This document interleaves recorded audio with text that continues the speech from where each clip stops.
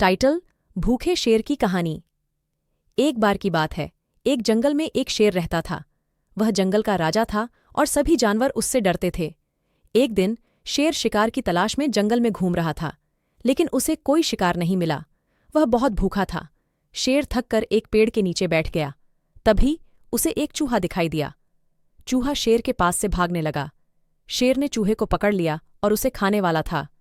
चूहे ने शेर से कहा, मेरे महाराज, मैं बहुत छोटा हूं, आप मुझे खाकर पेट नहीं भर पाएंगे।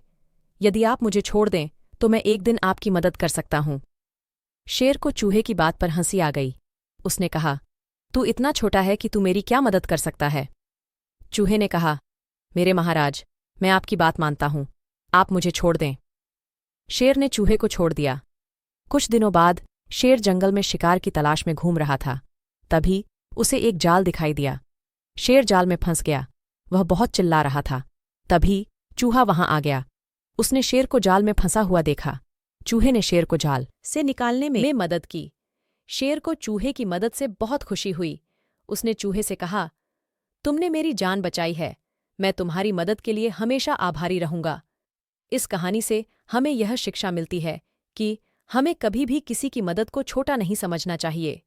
छोटे से छोटा प्राणी भी हमारी मदद कर सकता है।